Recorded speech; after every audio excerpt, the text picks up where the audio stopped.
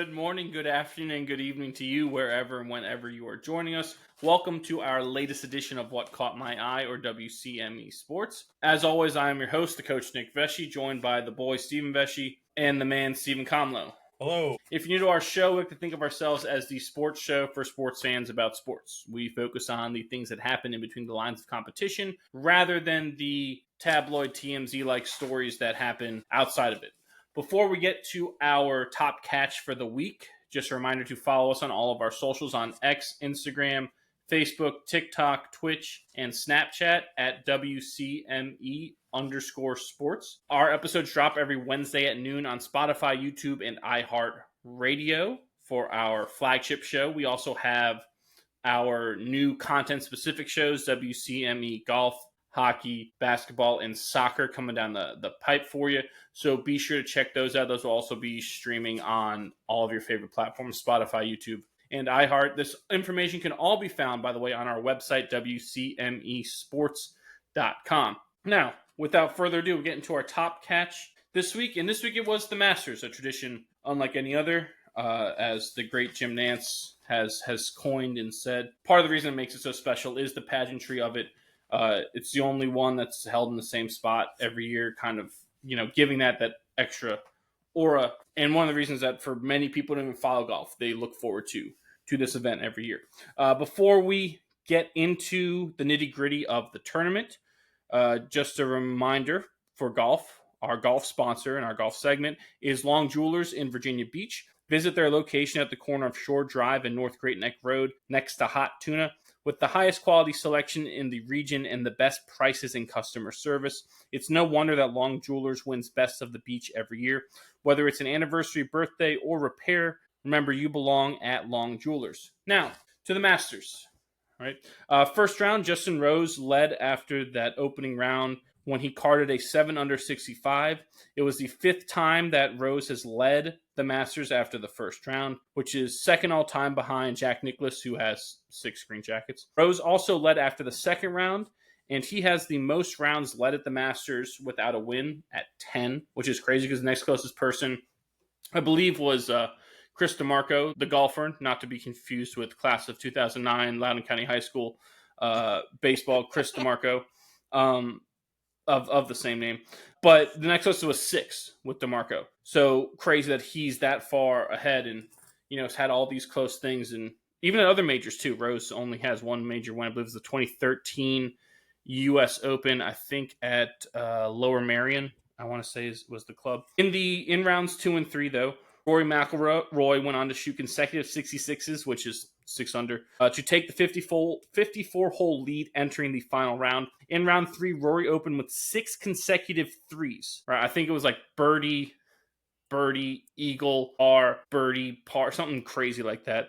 Right, it's the first time anyone's ever done that. Open a round at the Masters with 6 consecutive threes. The only time Rory has failed to win a major after holding the 54-hole lead was the 2011 Masters when he shot 80 on the final day, and Charles Schwartzel, the great Charles, came back and won that. I think entered that final round down 4 and came back and won. I think he birdied his final 4 holes that year.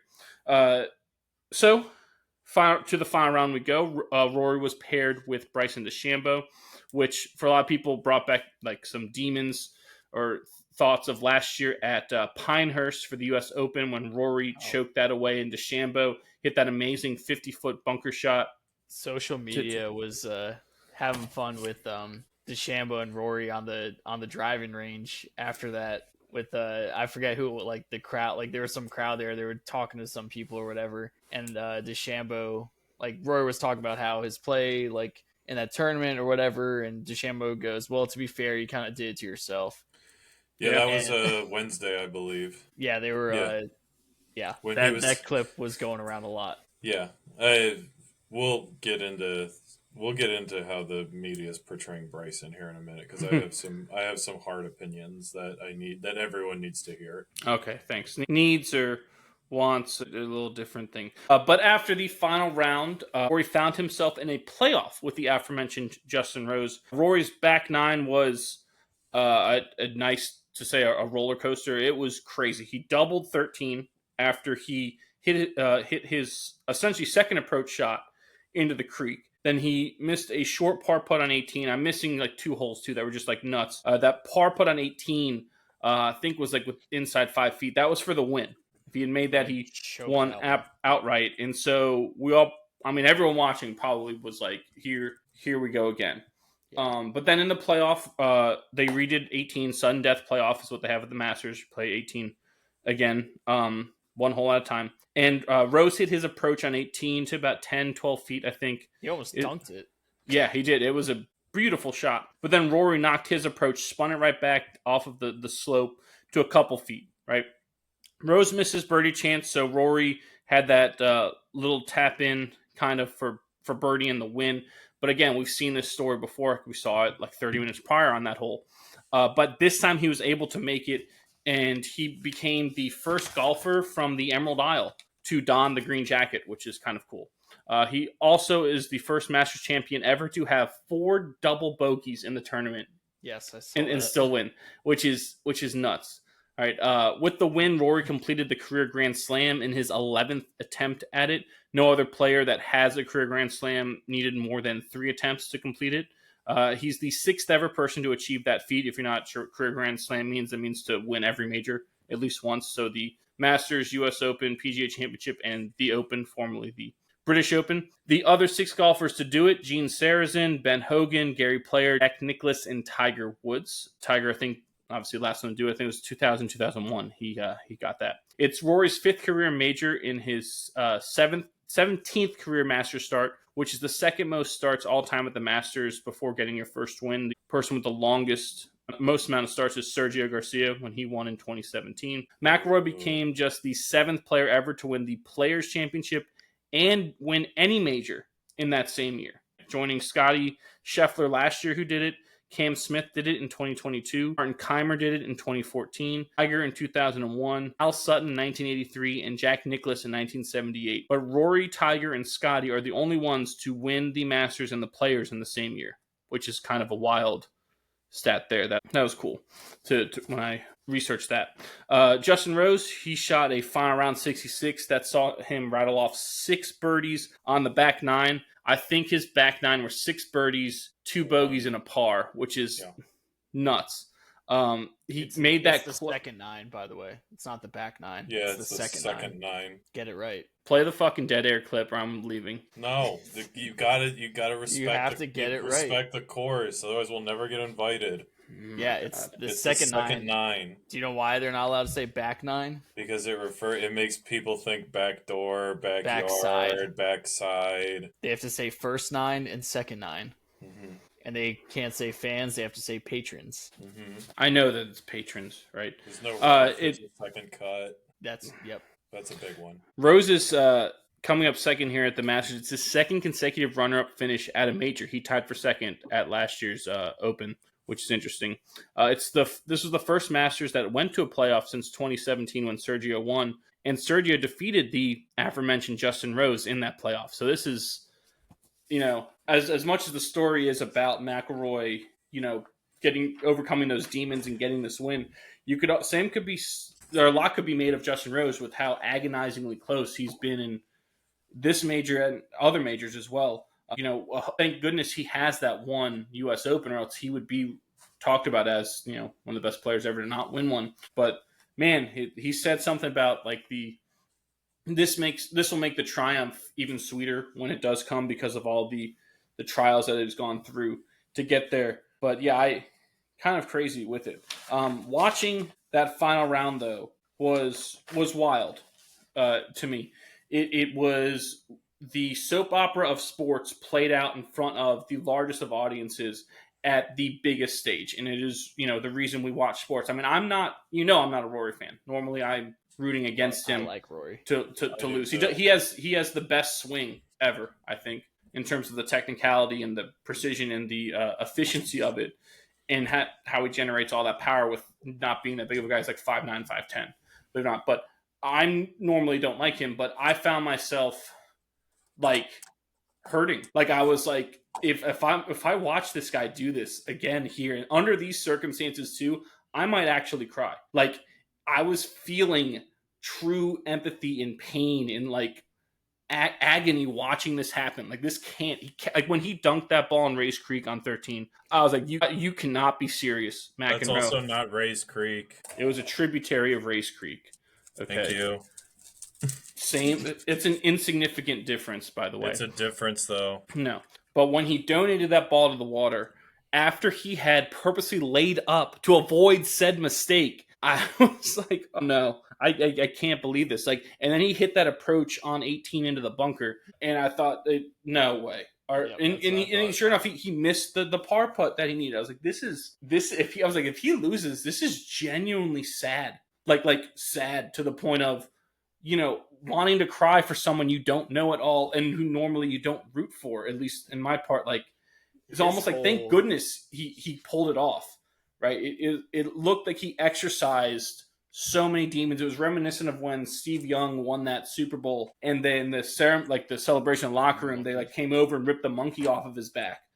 But this felt even more like dramatic because of the amount of time that he's had to wait for. This is crazy. Whatever his caddy normally gets paid, double it. 5 iron, huh? Well, because that caddy, like, and you saw pieces of it. Like, go to 15 where he hit that insane high power draw. Go to 15, 2 holes after he dunks the ball in the tributary, hits double bogey. And just like Jack Nicklaus said in his interview on Wednesday, every now and then, whenever Rory cards a 7 or an 8, his discipline goes out the window, and it's almost like he hits the panic buttons. It's double bogey. Here comes that 7 on 13. 2 holes later, Rory's now in a bad spot on a hole that he had previously blown up on earlier in the tournament. And his caddy, I'm just going to assume, said something to the effect of, "You're Rory fucking McIlroy. Go out and get this." And he hits it to 6 feet. He hits that insane slingshot. That shot is going to go down in infamy for the next year when it's guest season, and like members can bring friends and family members to play the course. Gonna try to pull that shot off. I don't think people are going to try to pull the shot off, but definitely people are going to go stand there and go, "Holy shit!" Yeah, you can. He threw a dart from here. People are going to be standing there next year at the Masters to just be around where that shot is. I mean, it's insane. By the way, you can go back to your point. You can go back to literally the first night. The first day there, and when he blew up on which hole was that? Was it 13? Or which hole did he chip over the green? 15? 15, where 15? he doubled 15, and then I think he doubled 18. I was sitting at the bar watching that with some random locals, and they're talking about it, and I go, "This ball is going in the water." The second he hit it, I'm like, "This ball is going in the water." And I'm like, here we go again with Rory, like trying to be too aggressive, too far, and then to have 4 double bogeys and to still come back and win is insane. Like, every one of those things, like you said, Kamala, is usually when he does something like that, it compounds and something else goes wrong, and then he's out of it. You're like, God, what happened to Rory? So good for him to keep fighting back every single time. We all said, oh my God, he can't do this again. Yeah, I mean, oh my gosh, how many people, and my brother had a great take on 18 when Rory's on 18 on Sunday, standing over that, what would you say it was, a 4-foot putt? When he's standing over the par putt for win, yes, or the playoff putt, the par putt to win. I think it's between 3 and 5 feet. So we'll call it a 4-foot putt. We're all standing there, and all of us, me, Tess, my brother's wife, are all glued, right? And Rory is over the putt, and Kevin goes, "Does he make it? Yes or no on 3? 1, 2, 3," and said 3 right as Rory hit the putt. I said yes. Everyone else said no. He misses the putt, and everyone's jaw drops, and all 4 of us just, and Kevin, and as he's walking over to finish up the hole, Kevin goes, there's no way that dude can feel his legs right now. That dude has to be so inside of his head. He's just, it's an out of body experience. And like, to go back to the shot before that, because, he ended up in that bunker, we saw just the nerves piling up because he hit a gap wedge and he ends up in the right bunker. He missed his target by about 30 yards. Yeah, it was a 125-yard wedge. He pushed it 30 yards. Watched that, I was like, how does he do this? Yeah. No. It is amazing. Like, you talk about the mistakes compounding. He did that, though, right? He was able to overcome those mistakes. I believe hole 1 on the final round, he doubled, didn't he? Yes. Immediately like, relinquished the lead. Not even paying attention. I go, well, that was fast. Rory already gave this away. And I mean, even when that went from his 3-4 shot lead on the back nine to down, right? At one point, Rose had the lead, didn't he, for like a very several minutes? Yes, he did. But it was like, I was like, holy shit, that was fast. Again, I mean, it happened like that. And it's amazing for how slow golf is, right? And the pace of play and things like that. And how slow, it's a baseball comparison too, how slow baseball is. Things happen fast, right? Mm-hmm. It takes 3 pitches for you to be, up 1 to down 3, right? You're down 2, right? It's really quick. And same thing in golf. Like, it was a matter of minutes for him to go up 4, down 1, needing to birdie one of the final 2 holes to even just make a playoff, right? And the crazy thing is, it's the score he started the day off with was the score to win. -12 wins the tournament, and he comes into the final round -12.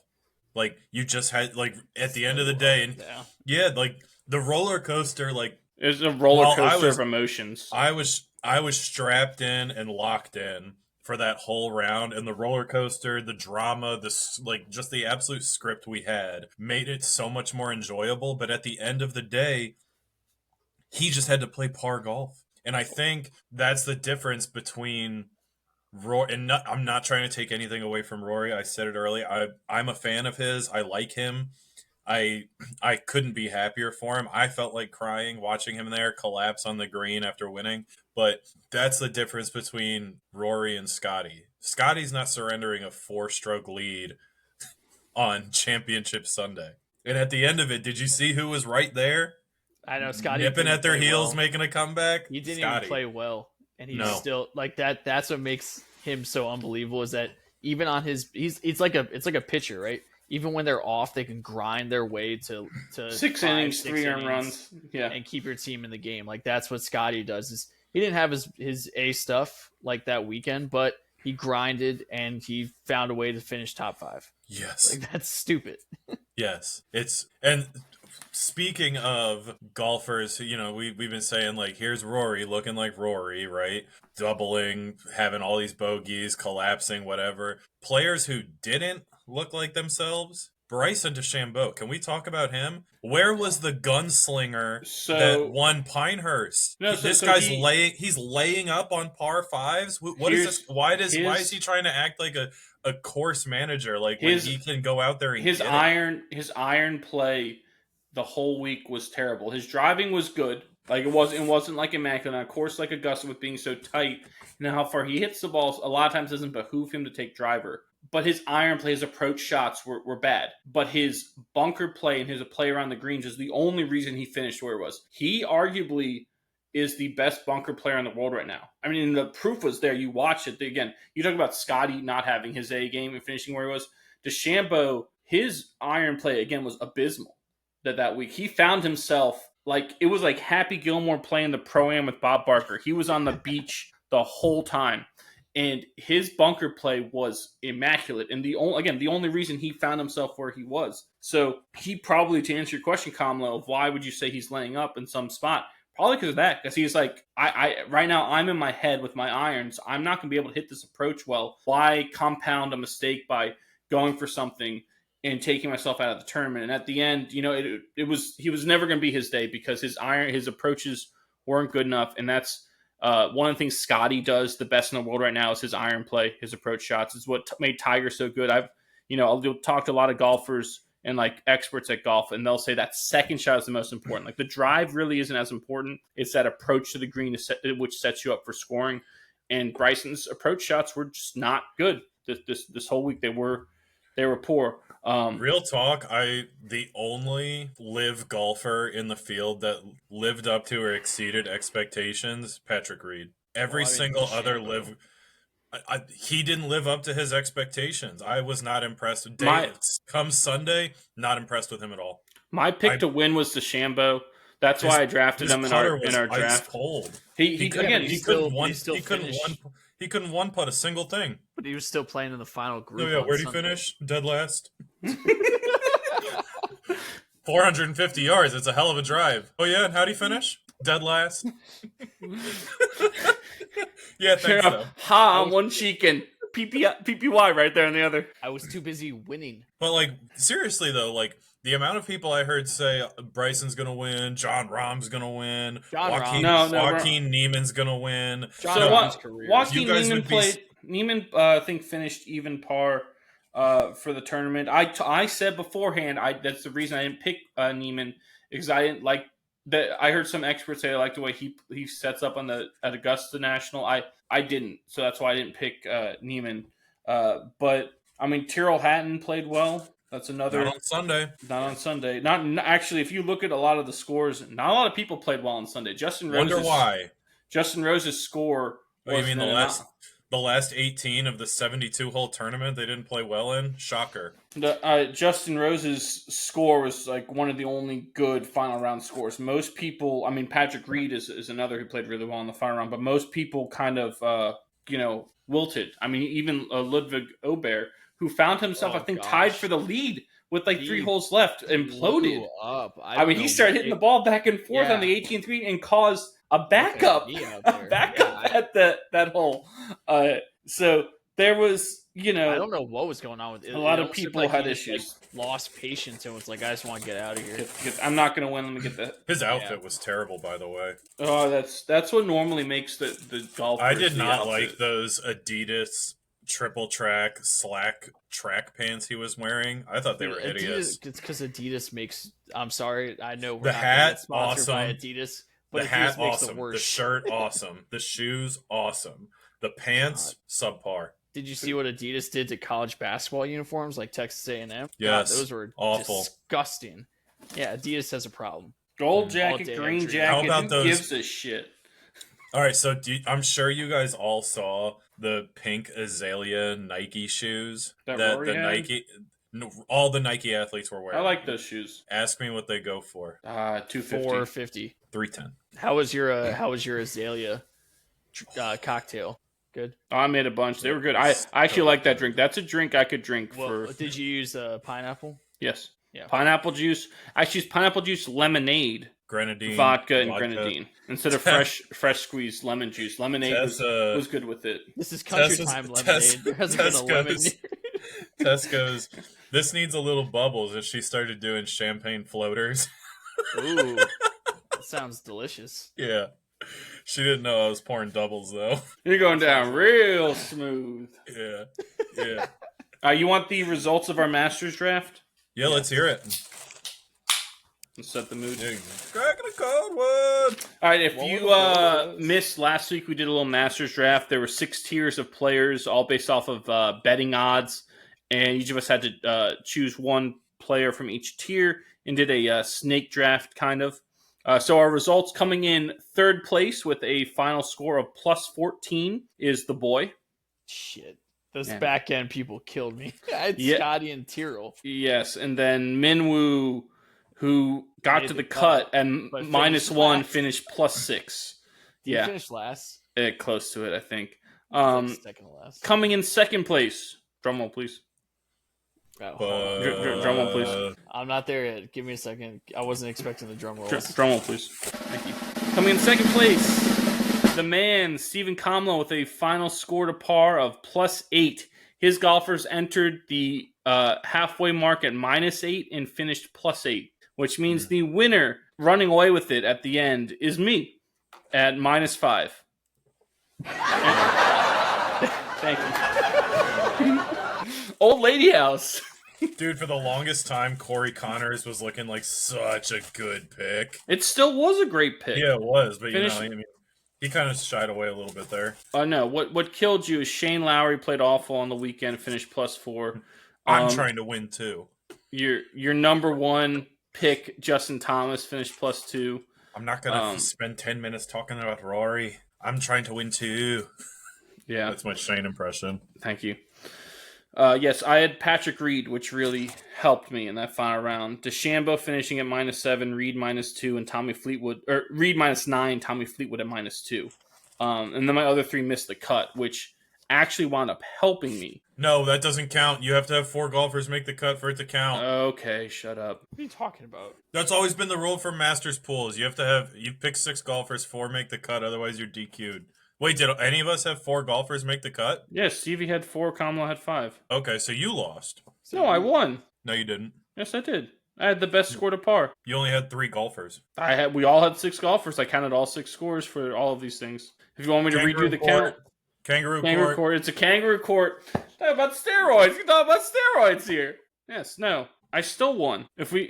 So suck it. Fine, if you want to take the person who wins has the player who finishes the highest on the scoreboard, it would still be me because Patrick Reed finished the highest of any of our... No, you take your 4 best golfers, but you have to have 4 make the cut. We'll do better rules next year. This is a good test run. No, but then what's the point that you're just going to DQ people at the halfway point? Why are we even doing it? You have to, because that means that could have given people no reason to watch. Because then if I pick no reason to watch. Because then if I pick 6 golfers and all 6 make the cut, I have a little more leeway. The struggle is picking golfers that will not only make the cut but perform well.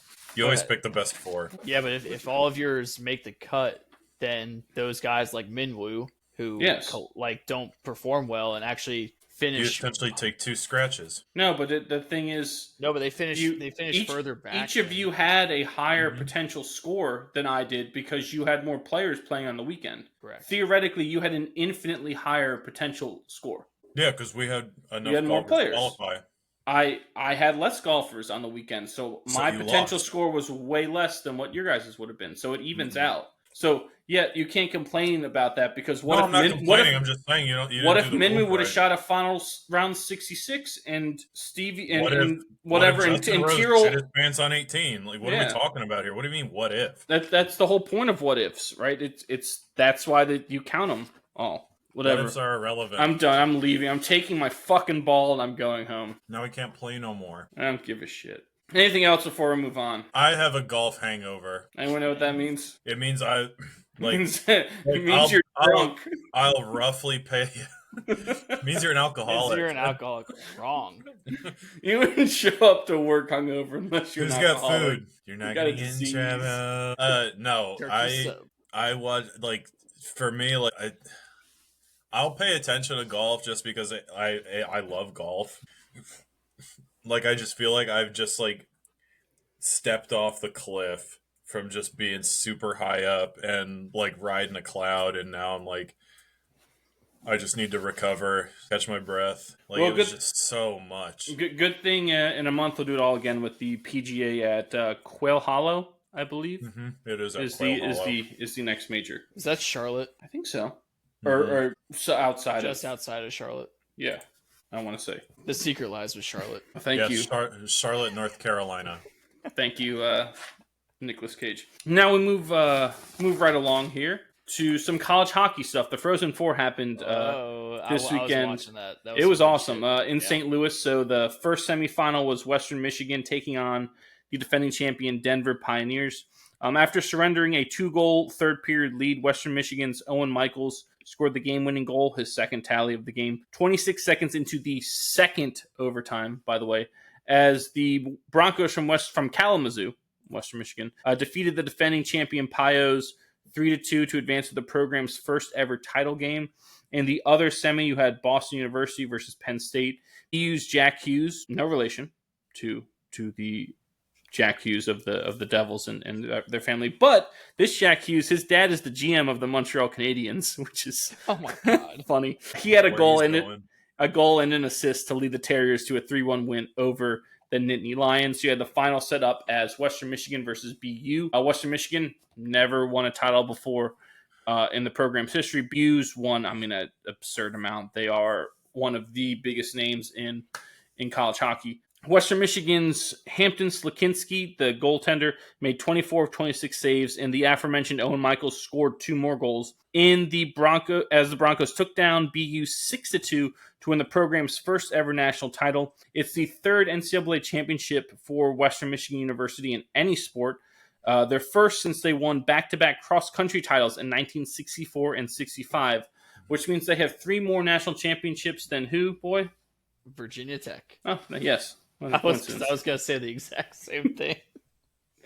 And Kansas State. That's And so. Kansas So, State, so we're yes. being. I believe. fair. I don't know if this is correct or not, but I believe since UCF joined the Big 12, they might be on that list as well. Well, they have a self-anointed national title that they gave themselves. Yeah, that doesn't count. But that seems surprising for a Florida school to not have the largest school in the state of Florida as well. Yeah, it seems surprising for them to not have something. So I don't know if that's true or not, but I believe I saw that somewhere. So let's just throw them in there. So we're being fair to all the non-winners out there. I know for a fact Virginia Tech and Kansas State do not have a national championship, NCAA accredited national championship. But what about bass fishing? That is not NCAA. That's like some like what I'm wearing, my club baseball jersey. Like that's like that shit. Teach a man to fish, you feed him for a day. Don't teach a man to fish, you feed yourself. Fishing's not hard. He's a grown man. That's all I have to say about that. Anything catch your eye from the college hockey Frozen Four? It was a great watch. I gotta say, because I was worried that when you watch MLB and then you go to college baseball and it's just not. It's a tough watch. Slower sometimes. It's slower. The pitching's not around the plate enough. The defense isn't good. You take for granted the umpiring's not as good. Right. You take for granted the skill level of the MLB players and realize why there's 4 levels of minors. Yes. For hockey, I didn't feel that way. I thought it was fantastic. The skill level was incredible. The referees were good. I mean, I'm not nitpicking referees in hockey. They let things go too, which is nice. I thought it was great. And it's also what's fun about college hockey is that your best player, I think, can play 40 minutes of a game because they need to be out there. It's very, very different. Like in the NHL, your best player plays 25 minutes? Not even. No, if you're a defenseman, it's 20, 22. A 4 is probably 17 to 19, right? Yeah, there was some guy on Denver in that overtime game against Western Michigan who was their best player who was out there for 40 minutes of ice time. Well, it was a 2 OT game in the semifinal. If push came to shove in the Stanley Cup Final Game 7, didn't we have that last year where McDavid played 30 minutes of that game? It was definitely an absurd number like that. So, but you're right, boy. You're gonna throw this kid out there more. It's kind of like how college pitchers, they throw them out there. Throwing 140 pitches. Yeah, what? And yet we bemoan a MLB pitcher throwing more than 90. Yeah. Oh, they're at 92. We gotta get them out of the game. It's the pitch 5 2/3. They can't pitch anymore. Yeah. But I enjoyed it. He logged 45 minutes in the playoff game at Winnipeg in 2021.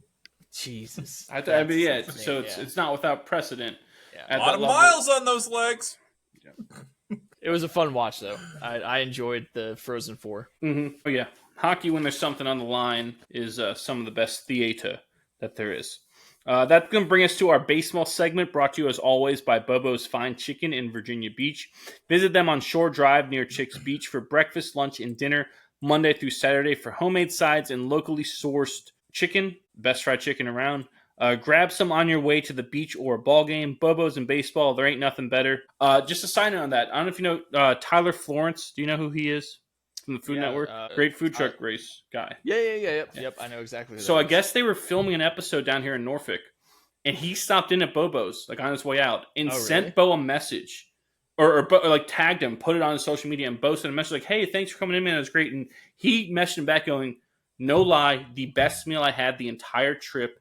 Flawless execution. He was it was so good. And Did he know that he was coming in, or was just no. Stop and get food? And I think Tyler Florence just stopped to get food on his way out and was this is so good. And he even posted about a few days later had another story that was like, this is some of the best fried chicken I've ever had in my life. That's awesome. Yeah, yes, not that they need any validation, but this is like legitimate like validation from an expert, because I know people who will drive across the city to get Bo's fried chicken because they've said it's the best fried chicken they've ever had. So to see that was really cool. Also, Bobo's, they don't have any fries because everything is down home South Virginia style sides, right? Your stewed tomatoes, your black-eyed peas, your okra, your collards, stuff that you can't get anywhere else, but you can get at Bobo's. So I thought that was really cool. I just had to mention that. That's sweet. Great. That caught my eye. This week as well. So baseball, the Red Sox scored once in the bottom of the 8th to tie their game Thursday against the Blue Jays and force extra innings, and then in the 10th, Boston went down a run again, only to score twice in the bottom of the frame to walk off Toronto 4-3. Marcell Ozuna hit a walk-off 2-run homer in the bottom of the 11th as the Braves defeated the Phillies 4-2 on Thursday. I love a good walk-off home run. I think the Phillies entered that frame, like they gave up a run to the Phillies in the top of the 11th. Then Austin Riley tied the game, and then Ozuna walked it off after that. After going down 4-0 in the 5th, the Nationals scored 7 unanswered runs thanks to long balls from Josh Bell and James Wood to take down the Marlins. Come on, Marlins, make us proud. 7-4 in Miami on Friday. James Wood is on fire. He hit another home run tonight. He's big time. Yeah. Saw him in Fredericksburg. That dude was electric. And he's big time. Big time. Power to left center as a lefty. Mm-hmm. That's what I know. I've noticed a lot of his home runs are going to left center, and they're not cheapies. No. They're like 440 feet to left center. Like, how the hell is he getting that power that way? That's incredible. Yeah, with him and Dylan Cruz, the Nats have C.J. Abrams. But they had to suspend him. He's hurt right now. He doesn't hit for a high average. He goes up there trying to just destroy the ball every time. His defense is sometimes suspect. He's got a lot of potential there. A lot of speed on the base paths. It is, but again, he stayed out all night gambling the day of a game, and they had to send him home because he came right to the ballpark from the casino. Yeah, I don't see it. What's the problem? Okay. He showed up. He had to step away from a heater. I mean, what was he at the MGM, the National Harbor? I think they were out of town. I don't know where they were. They went to live up in Baltimore and had to fight a few muggings off. But yeah, so CJ Abrams, an all-star, but he's got some stuff he's got to figure out before he can take that next step. Moving on, Luis Robert hit a 2-run homer to knot the score at 2 apiece in the 6th against the Red Sox on Saturday. And then Brooks Baldwin hit a walk-off single to give the Pale Hose, which is the Chicago White Sox, by the way, a 3-2 victory over Boston on the weekend. The Diamondbacks scored 5 runs in the bottom of the 9th, capped off by Lourdes Gurriel Jr.'s walk-off sac fly to stun the Brewers 5-4 on Saturday evening. Then you had... Later that night, the Cubs hand the Dodgers their worst ever home shutout loss in franchise history, which is crazy that this is it. 16-0 Saturday night. The Cubs scored 15 runs from the 6th inning on. So literally up to the 7th inning, it was a 1-0 game. Yeah, wow. And then they just, again, that goes back to what I said about baseball. Things happen really fast in a slow-moving sport. I mean, that's the example, right? You sit through that slog. I mean, things didn't even heat up until they cut off alcohol sales. Think about that. Sucks. Yeah, exactly, God, right? Forever. Yep. We went home after probably got to 10-0, right? You got it at that point since you can't buy anything to drink. Like, why am I here? Right? You have to stock up right before. Oh yeah, there's a science. Yeah, there's a way to do it. I believe the Cubs have the best scoring offense in the young season right now. Yeah, didn't we go through that last week? That most runs scored, most strikeouts, most RBIs. Oh yeah, yep. Most. There's another thing they lead. It's like slugging or something like that. But yeah, they do, which is interesting. Michael Busch is a good player. Yeah, he's a good player. Fantasy team. Yeah, that's a good pickup. Kid Former Dodger farmhand that they got over there in Chicago. the Northsiders. The Blue Jays rallied for 3 runs in the top of the 8th to force extra innings versus the Orioles, then defeated Baltimore 7-6 thanks to Miles Straw's RBI single in the top of the 10th inning on Sunday. Kodai Senga pitched 7 scoreless innings to improve his ERA to a sparkling 1.06 on the young season, and the Mets scored 8 runs from the 6th inning on to defeat the Sacramento, Las Vegas, former Oakland A's 8-0 in Sacramento on Sunday. And then I saw this yesterday on Monday, Paul Skeens and Henry Davis became the first former number 1 overall picks to form a battery in MLB history. A battery means pitcher and catcher. So Davis, I think, number 1 overall pick in 2021 out of where, boy? I have no idea. Louisville. And Paul Skeens, obviously, number 1 overall pick. Was that last year, 2023? He was 2023. Rookie last yeah, year. 2023. But what's interesting about that is Davis didn't even start the game at catcher. So the Pirates have been moving Davis around. They're trying him in like the outfield and all this stuff, right? It's not really working there. But Davis came in after the starting catcher, something Rodriguez was his name. But he had a ball fouled off his hand because he had his hand right here, right? Because they don't tuck it back here. It's right here. Ball fouled off his hand. Hurt him, had to come out of the game, and that's how we got that little bit of history to happen. Is Davis came in to relieve him and play the rest of the game. I think Davis went 1 for 4 in that game, but thought that was interesting. That never happened before. Got to see that on Monday. But the Pirates went on to win 10-3 versus the Nats. Skeens went 6 innings, striking out 6 while allowing 2 runs, 1 earned. It's a ho-hum start. Exactly. Anything else I missed baseball wise? Hunter Green. What about him? Hunter, I hardly know her.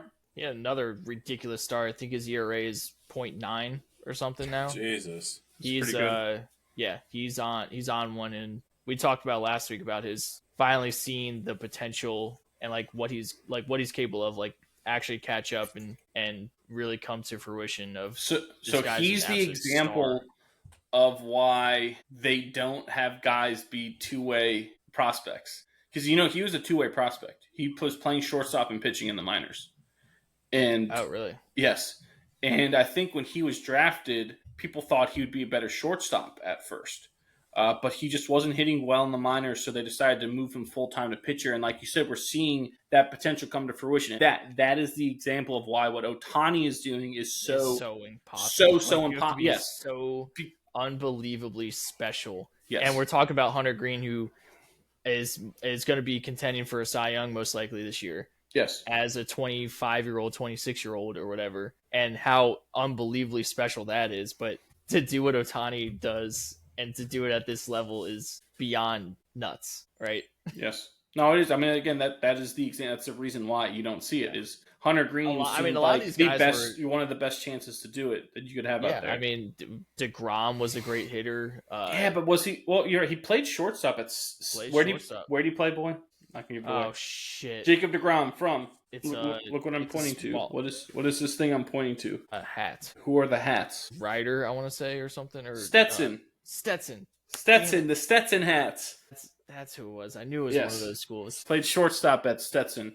Yeah. So Skeens was hitting at Air Force. He was a catcher. Kamlo, your dad, in the Navy Athletics Hall of Fame because of playing baseball. He played against Ron Darling, who went to Columbia, I believe Ron Darling went to. And your dad has said that Ron Darling was like the best shortstop he's ever seen.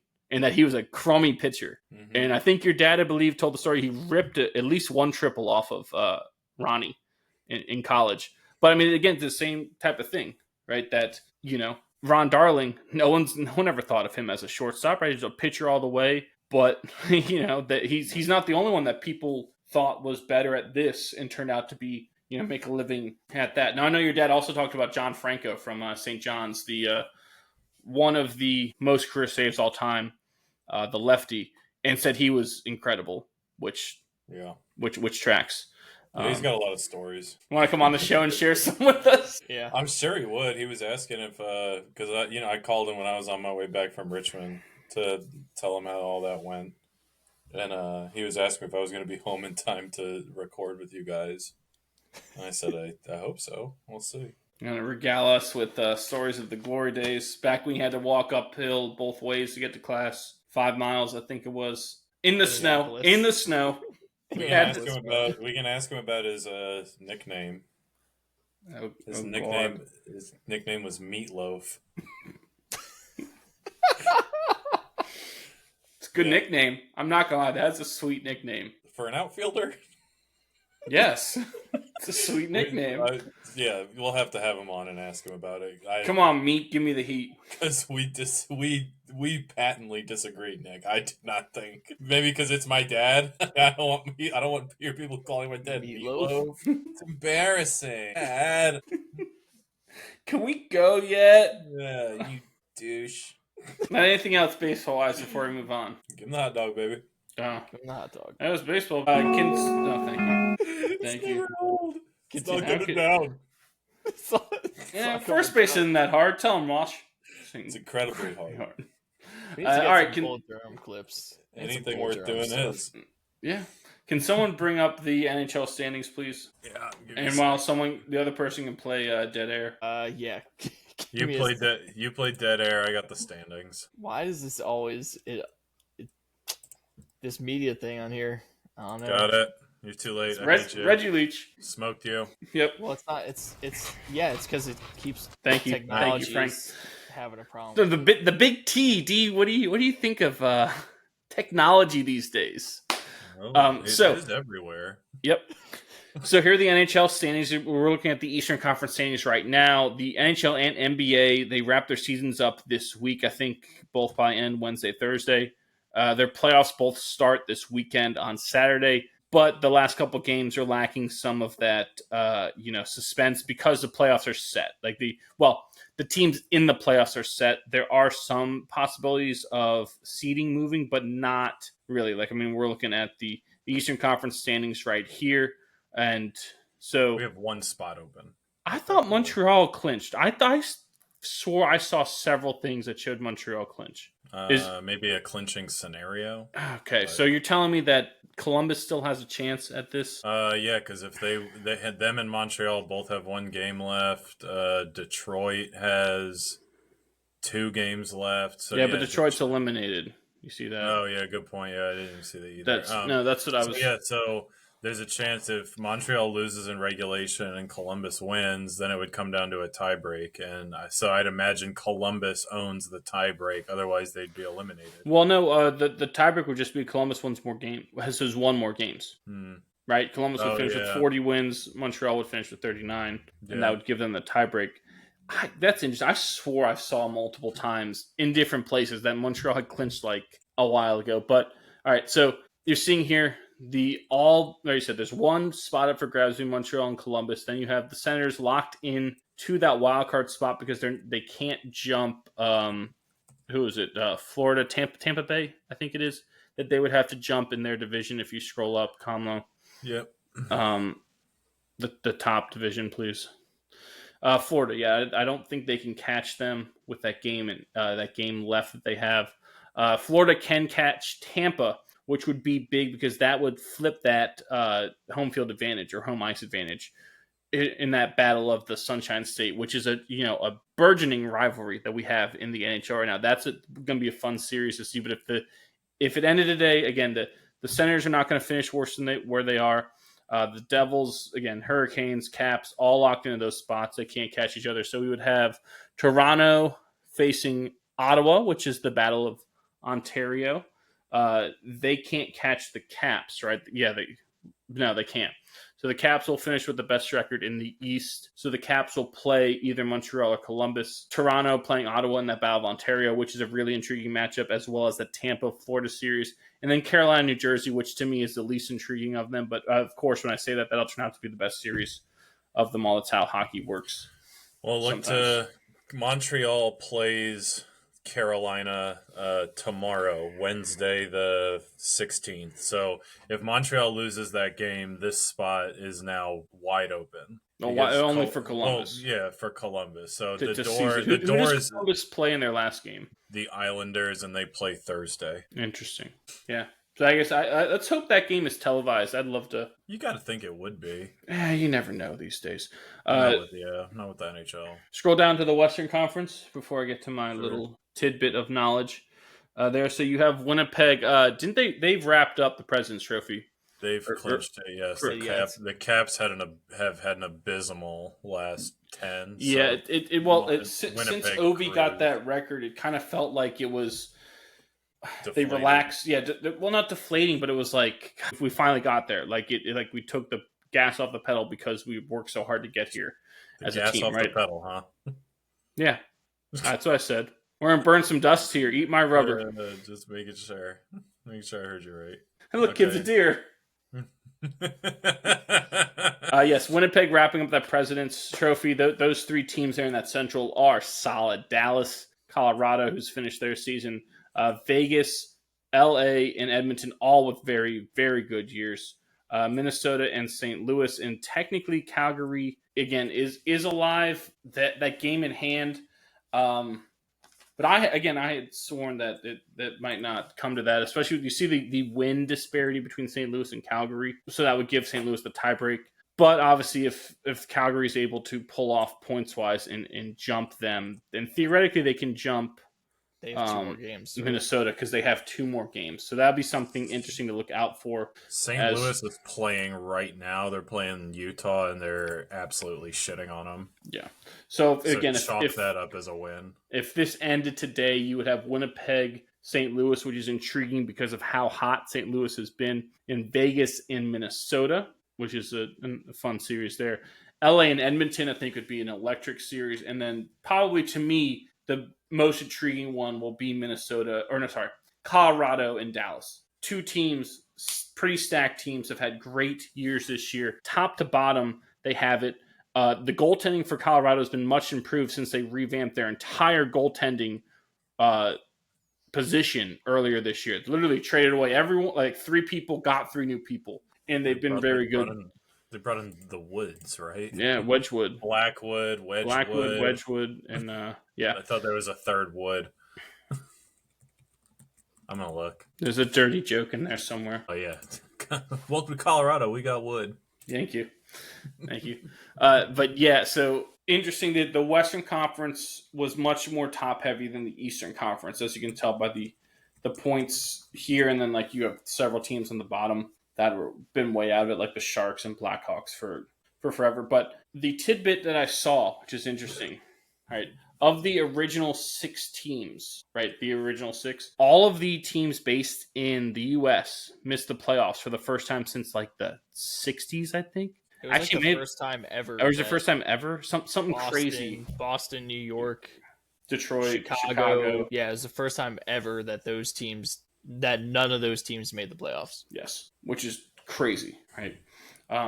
But Stanley Cup playoffs, they start this weekend. As we just saw, there are technically a couple spots up for grabs. That Columbus, Montreal will be an intriguing finish, and then Minnesota, St. Louis, Calgary, intriguing finish as well. Who does Calgary play, by the way? Do they play either of those 2 teams?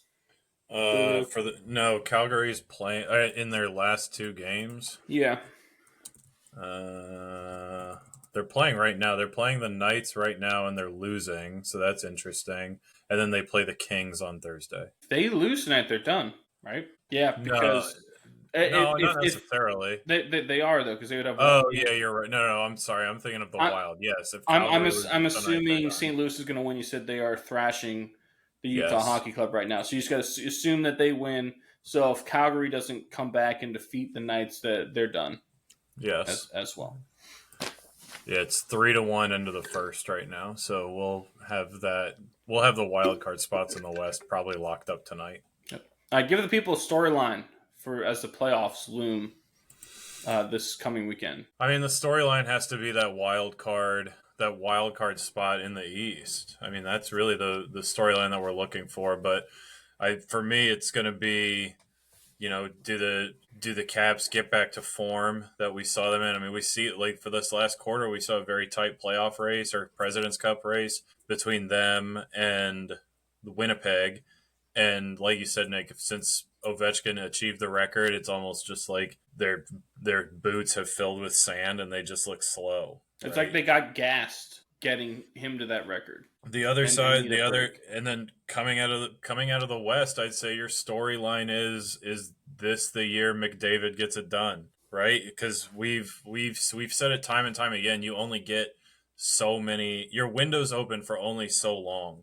And eventually people are going to cool on McDavid's personal achievements and start asking the question every sports fan loves to ask is, where are the cups? Where are the rings? Right? And McDavid needs to do that. Yeah. Yeah. Especially with the team he's got. Jesus, yes. Especially with the team he's got. Besides, I think the two best series to look for is the Sunshine State series, Tampa and Florida, and that series from the Central Division, Dallas and Colorado. But one storyline to look for as you go into the playoffs is, for me, Winnipeg. Because same kind of idea here with McDavid. Will he or won't he? Mm-hmm. Winnipeg has had a solid team. They have arguably the best goalie in the world, but yet he has not performed well. Connor Hellebuck, as we were talking about, probably going to win the Vezina this year for, I think, the third time, I believe, in his career. He has not performed well in the playoffs. And Winnipeg, as a team, partly because of that, has not performed well in the playoffs. And it'll be interesting to see. They have, again, the whole President's Trophy curse is still out there, right? The Rangers, hell, didn't even make the freaking playoffs this year, and they won the President's Trophy last year. If you want to talk curses, go beyond that. Let's start thinking: is a Canadian team finally going to break their curse? Is this the year that we have a Canadian team win? I mean, the curse of Marty McSorley. It feels like Edmonton and Winnipeg have been knocking at the door. Ottawa, I think, has a legit chance to make a deep run because we've talked about how scrappy and good that team is. And that's not a team that, much like Florida last year, where they just love dishing out the lumber, that's not a team you want to play 7 games in a row against. That is a team that's going to bash you and break you because they're built for it. And then haters are going to say it's not worth talking about, but you also have Toronto. Toronto's a team to talk about too. I mean, it's the biggest market in the sport.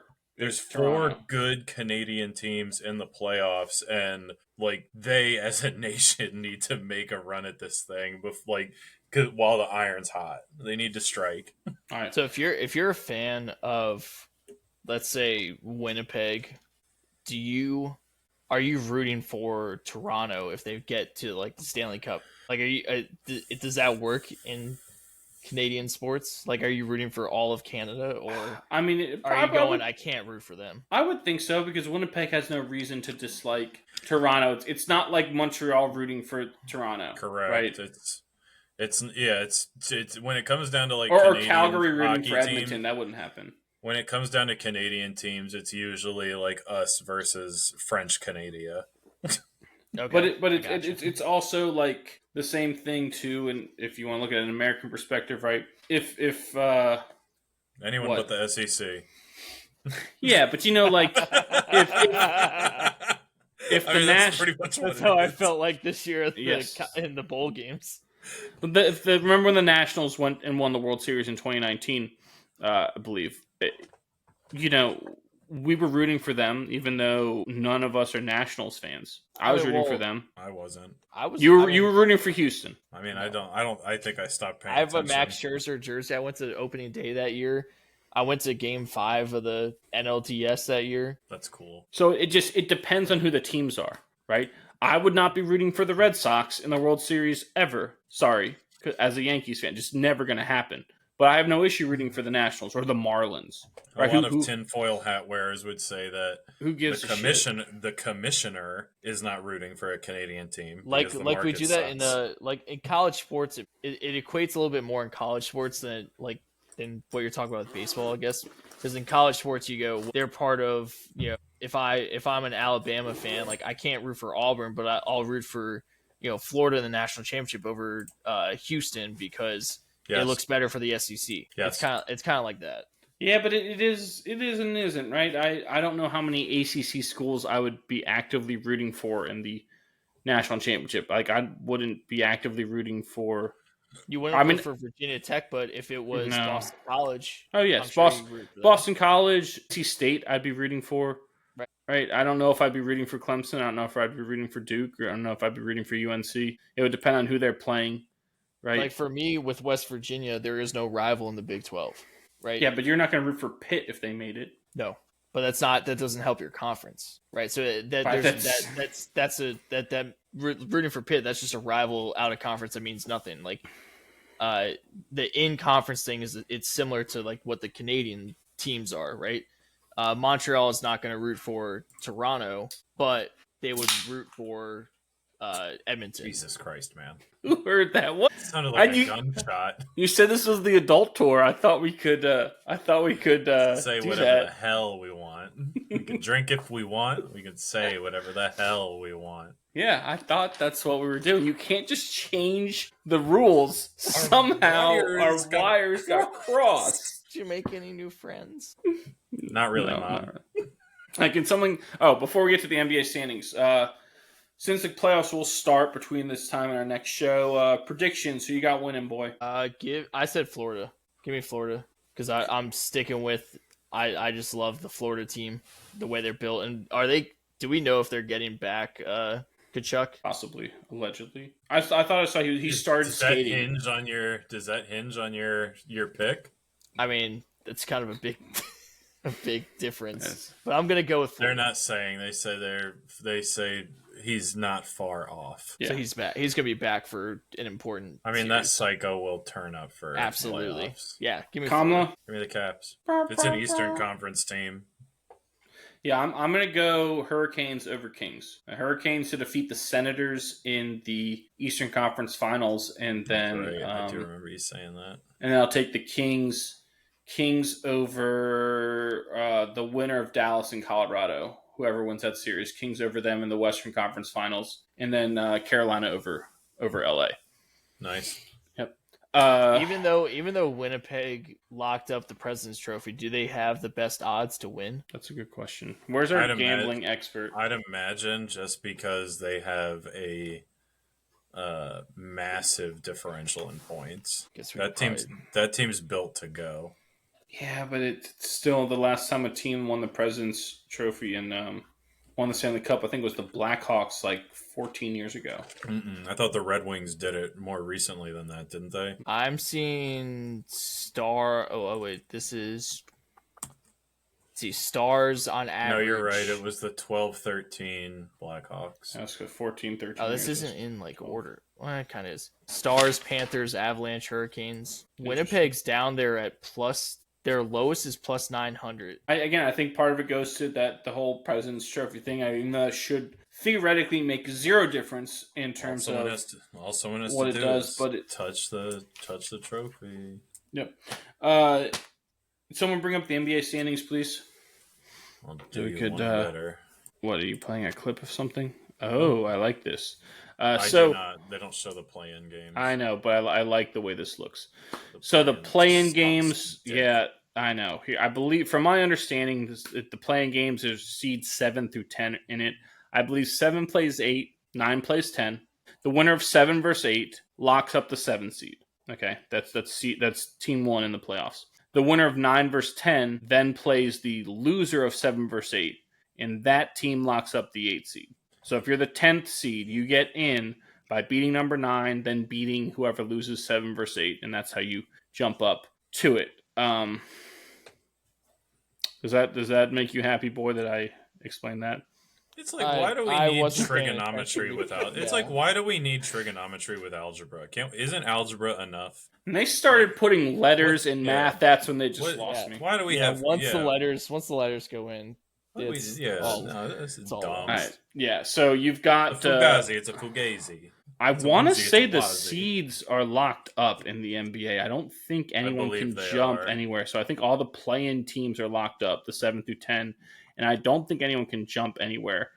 Well, you've got the Thunder, and the Cavs, who have been literally half the league. Yeah, more than half. It's 20 out of 30. But the Thunder and the Cavs locked up the number 1 overall seeds. We've talked about this before, how for whatever reason they are not getting nearly as much publicity as they should. Again, for being easily the 2 best teams in the league.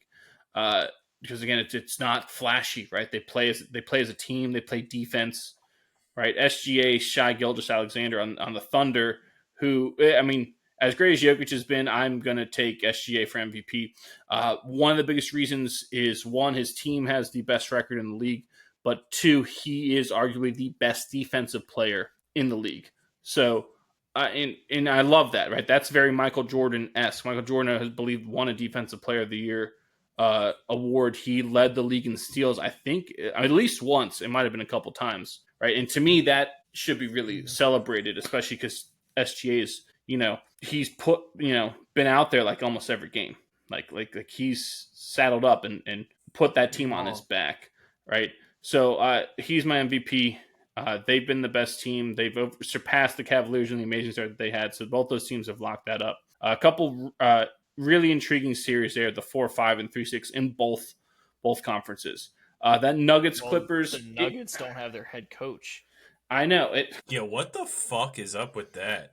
It's getting to it's I'll like have to listen to Doug's. Yes, I'm sure Doug talked about it. I'll have to listen to Doug's because I have no idea what the hell happened. Why would you fire your to me coach it's before like it's very soccer-esque. Soccer does that same shit where hey we the coach doesn't matter. We need a boost. This is more like symbolic. We're gonna light a fire under the guys' asses for this playoff run, right? Clippers throw their jerseys in the middle of the floor. Yeah, that's a really interesting series. The Clippers are just I'm right. They got names, right? Paul George, James Harden.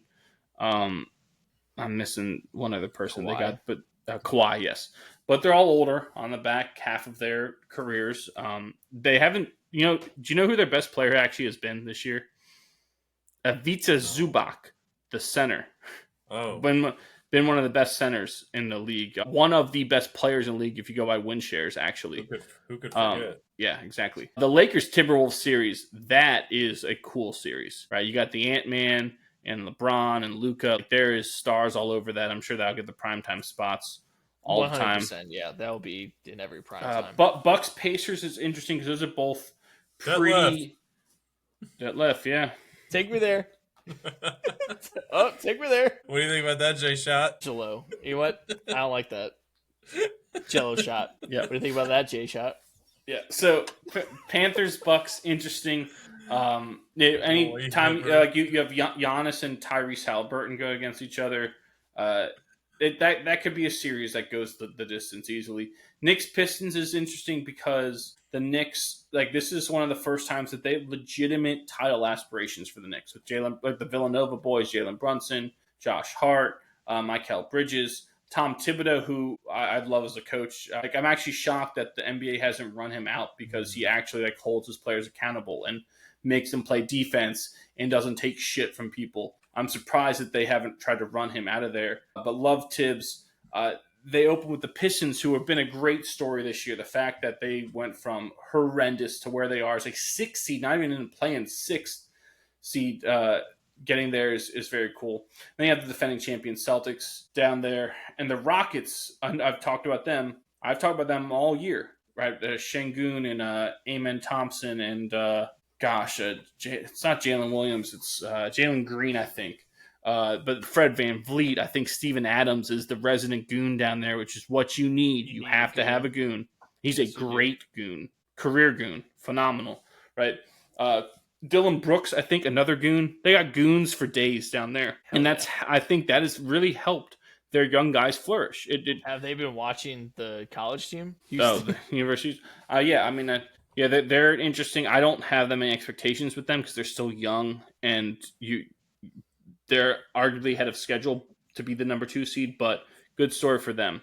Who you got coming out of this? Well, I was going to say the Nuggets, but since they fired their coach. That's who I was going to say too.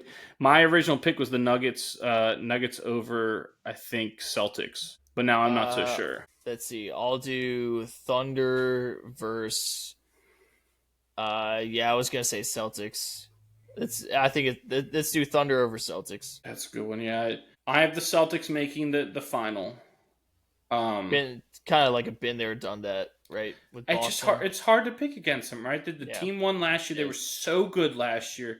They didn't lose anybody. They've been really good this year. The only reason they're not the number 1 seed is because Cleveland's been that good. And that team has experience where Cleveland doesn't, right? Yeah, Cleveland last year, I believe they won their first round series against Orlando last year, and that's really all the experience they have. But they're the deepest team, I would say, in the league. Ty Jerome from UVA. UVA should probably be the sixth man of the year, if we're being honest. Probably.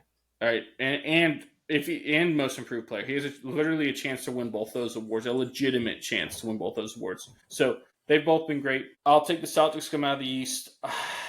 In the West, part of me thinks it'll be the Lakers because of who they got, those horses. But I don't want to pick the Lakers. Again, my original pick would have been the Nuggets, but yeah, you try to say, well, the head coach doesn't matter, but it still matters on some level, right? It still matters. So, I can't believe I'm going to say this. Now that the Denver lost their coach, I'm going to go Celtics-Lakers final. Yeah, I was trying to avoid Lakers at all costs.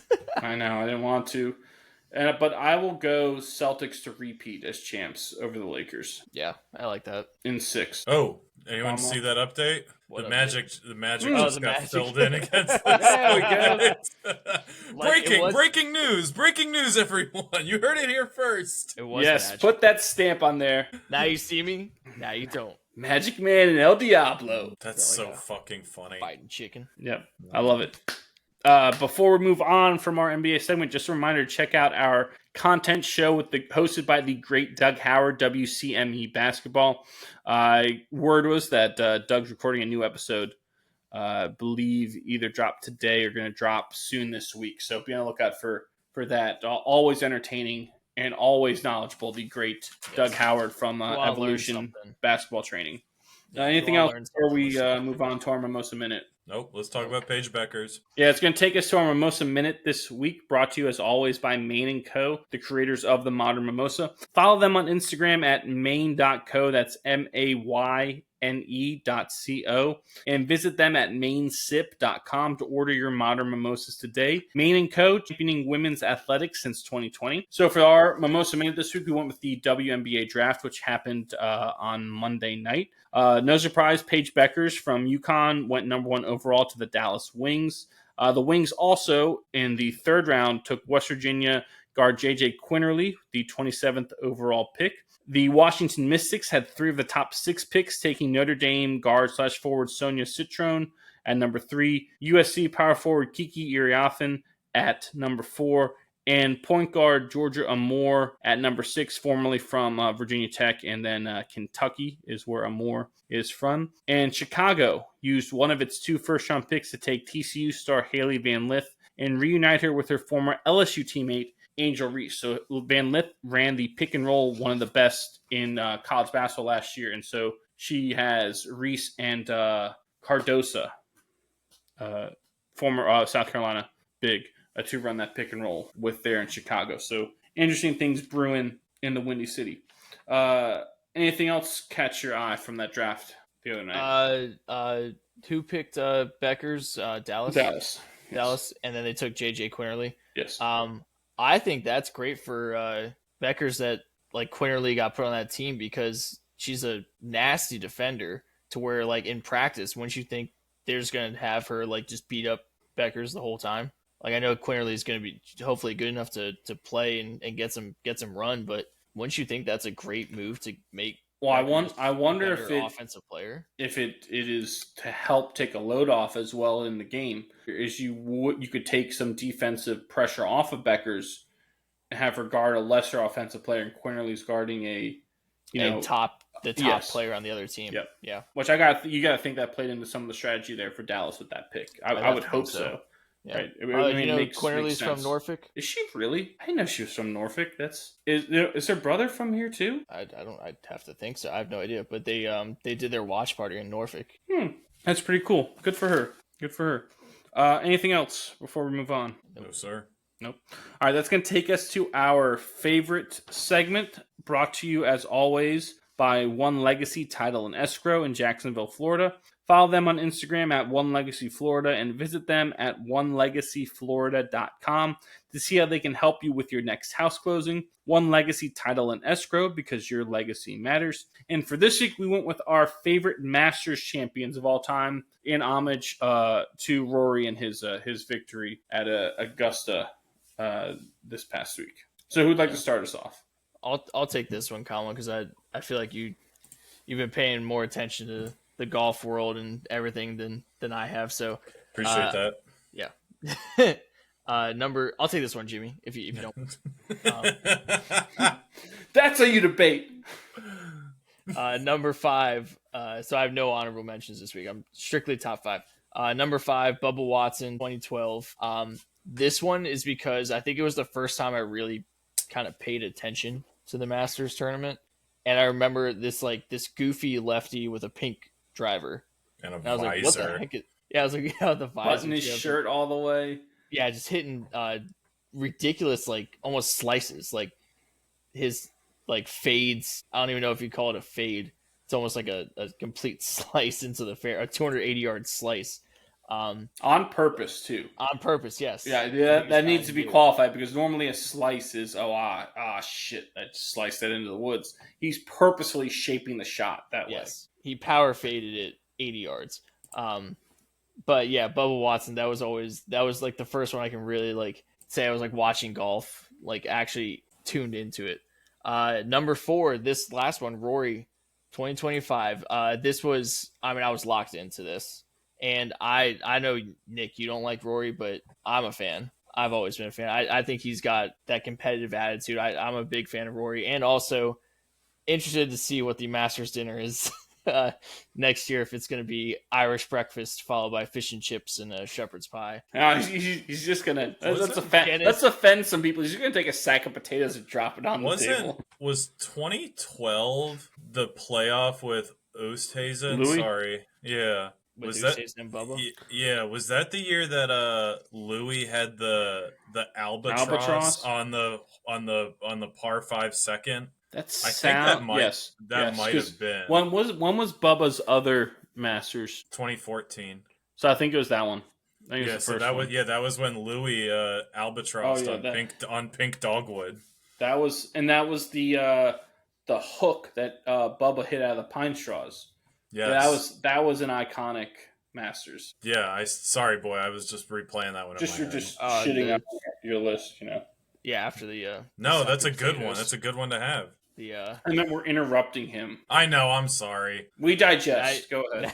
Now you've given me the Irish dilemma. Do I eat the potatoes now or let it ferment and drink it later? Is that from Archer? Yes, it is.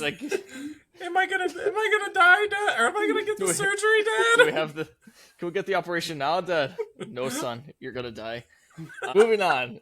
Number 3, Hideki Matsuyama, 2021. The iconic his caddy bowing to the course. That was such a cool moment. That was the reverence of the Masters lore. Wasn't that the drinking game the next year? Was you had to finish your drink every time they showed that on the telecast the next year?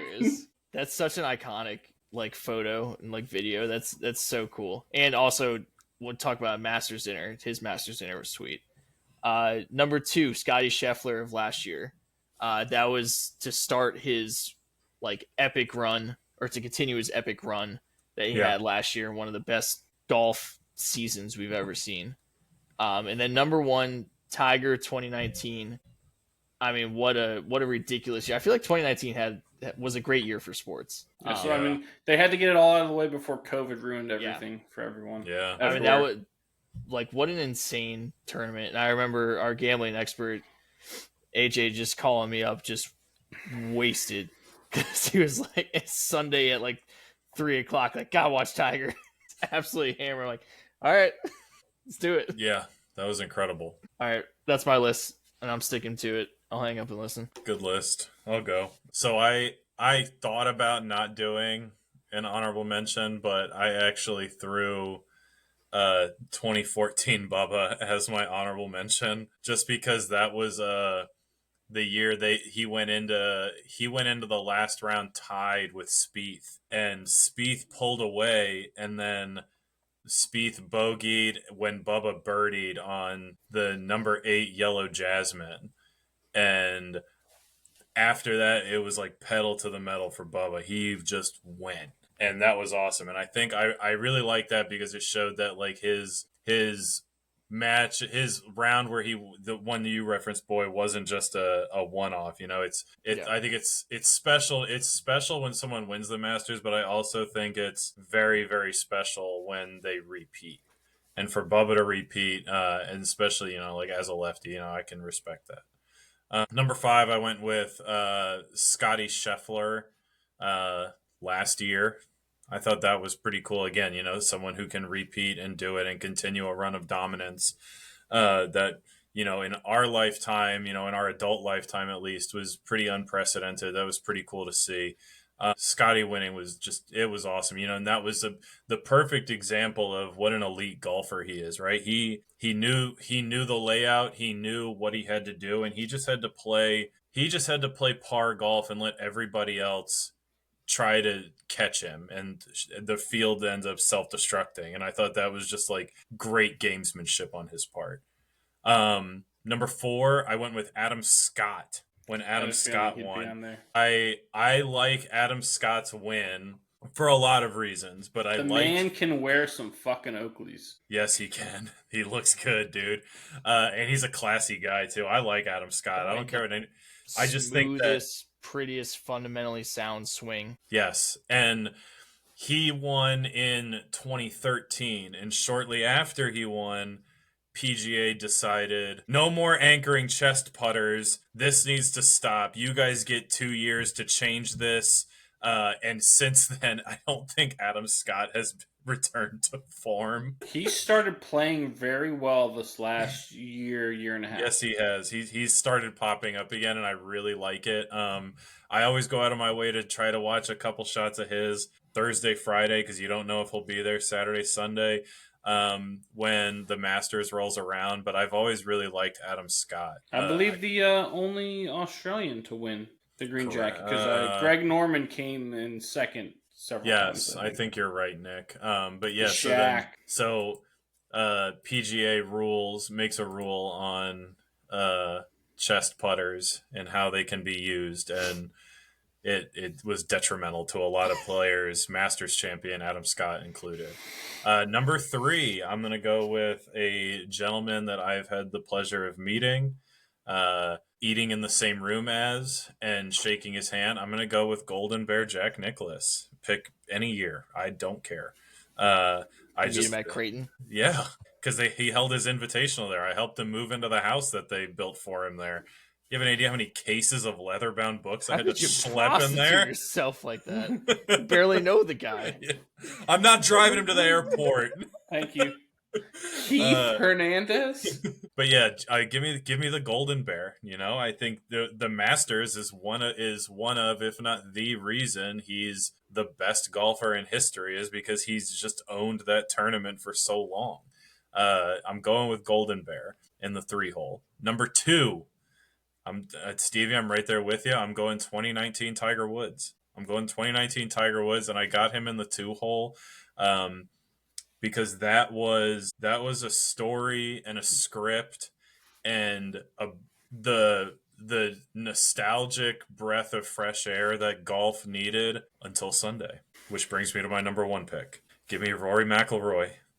He's my favorite Masters champion. I mean, you can put that. You can't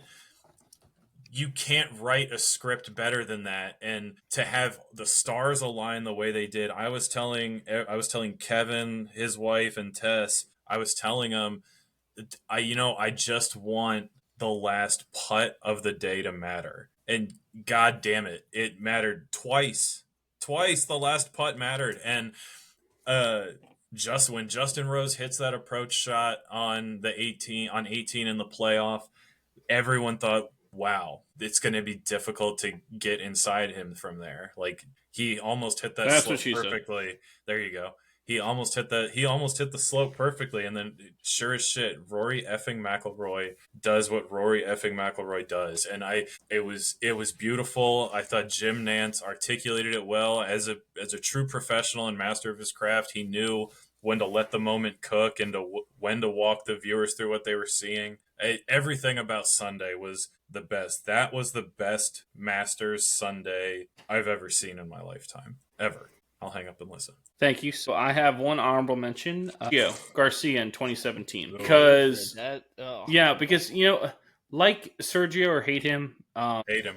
It was, that victory was a little, kind of reminiscent of what we watched, yesterday with McIlroy, where Sergio came up, lit the world on fire. It was like, this guy's going to win 4, 5, 6, 7 majors. He's that good at that young of an age. And you saw him fall apart at majors many times and not show up. And it was like, essentially at that point in 2017, he'd been written off. He's not going to win a major. That was a foregone conclusion.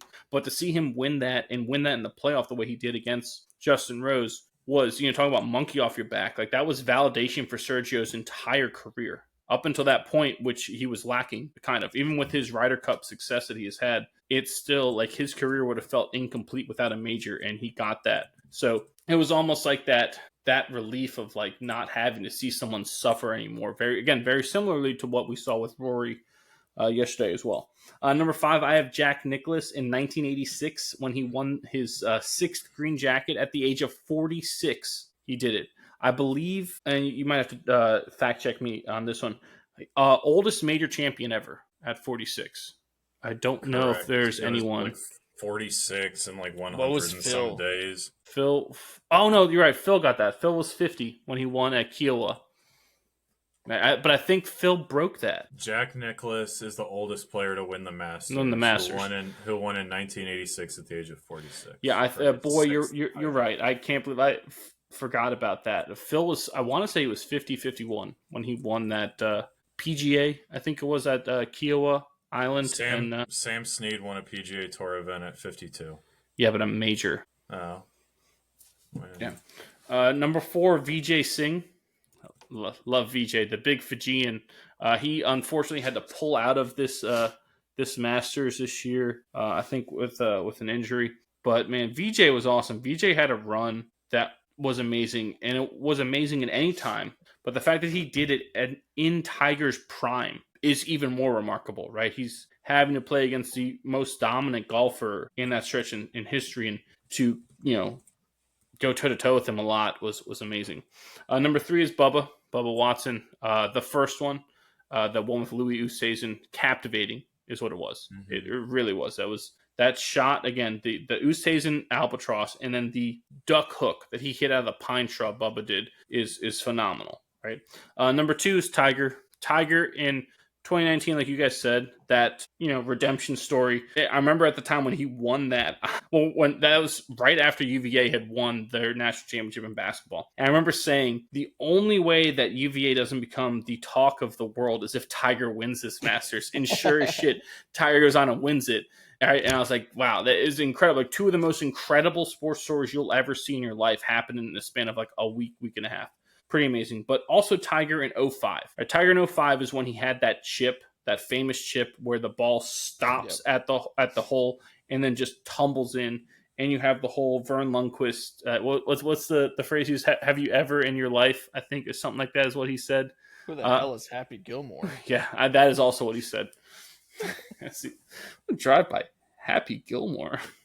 But that was a seminal moment for me in terms of golf. That sticks out to me more than really anything else in my golf viewership life of why I wanted to keep watching or wanted to watch golf at any point in time in my life. Was that chip was incredible. Have you ever, whatever the line that Vern said, I've never seen anything like that before or after that on a golf course. That is, and to do it at the Masters on Sunday, because I believe Tiger's wearing red in that at that moment is incredible. And number 1 is Angel Cabrera, because he is so unlikely to me to be a Masters champion. You're going to throw the criminal up there? The guy who just did a 2.5-year sentence? Yeah, it's favorite Masters champions at the time they won the Masters. Again, he is so unlikely to have... was out there in an ankle monitor. Yeah. And but if he had made the cut this weekend, he probably would have been deported. I'm just saying. Yeah. They're the Canadians too. Yeah. The fact that he won, he has multiple majors, I believe. Yes, and this guy is essentially John Daly, like out there smoking cigars. Like, it was like, how is this guy winning? But he did. I don't know. I guess as a bigger person, that resonated more with me, seeing someone who physically doesn't look that far off from what you are, who's doing things that you're probably not supposed to on a golf course, like ripping cigars like he is, probably drinking, to be honest. That dude's and built win. like he looks like an umpire. If we're just being honest, he looks like an umpire. He is a wide individual. Did you watch him at all this weekend? Mm-hmm. Yeah, he hits. Actually, didn't look too bad. He got cut at +11, but I saw. But like if you're watching like the featured group, they'll throw it to guys who hit good shots. He got thrown to a couple of times. Yeah. I'm not gonna lie to you. His golf game looked all right. I don't know what prison he was in. They gave him access to clubs. What was he doing time for? It was I think it was tax evasion. No, I thought it was like worse. Nice guy. The breakout pop in. Oh, yeah, no, we shouldn't say it. That's why I said yeah. Oh. Yeah. Again, this is at the time that they won it. Oh, jeez. At the time that they won it. Anything else before we move on? No, okay. Not at all. That's going to bring us to our What to Watch For segment, brought to you by VB Cookie Co. Looking for the perfect way to stand out at the next event you are hosting? ? Well, custom cookies are a timeless way to have everyone still buzzing even after they leave. Look no further for your cookie needs than VB Cookie Co. Follow them on Instagram at VB Cookie Co. and message them to order yours today. Whether it is a bridal shower, birthday, engagement, or baby shower, their team will work with you to make all your cookie dreams come true. VB Cookie Co. for the sweetest moments. Boy, give them something to watch for. So I'm always looking at baseball at this time of year now. That's kind of where I go towards, and you're going to start to see people settle into what their season is going to be like. I believe Mark DeRosa said when guys get to about 100 to 150 at bats, you can kind of figure out what kind of season you're going to have. They'll be reaching that point here in a few weeks. So yeah, weather's starting to warm up. It's baseball season for me. Kamala? Two things. I know I just finished saying that I'm coming down off a golf high. I am going to say watch the RBC Heritage. Yes. It is a signature event this year, so I really think the only big name that we saw this past weekend that won't be playing in it is Rory, because he did say he was going to go back home to Northern Ireland and visit his family and show him the trophy and the green jacket. So good on him. Understandable. I also think he skipped this event before as well. Yeah, because you're allowed to skip one, I believe. Yeah. But yeah, I mean, everyone else that you would want to see in there is going to be in there. You know, the Adam Hadwins, the Zalatoris's, the Adam Is that really the first name that you throw out is Adam Hadwin, who wasn't even at the Masters? Yeah, I like Adam Hadwin. But so that's going to be going on. My second thing to watch for, I believe there's a pretty sizable tennis event going on. The Madrid Open is going on this week, right? That should be a fun one. It's just something, and it's on clay courts. Yeah, but we're in clay court season because the next major, I think I just said it's on clay courts. Yeah.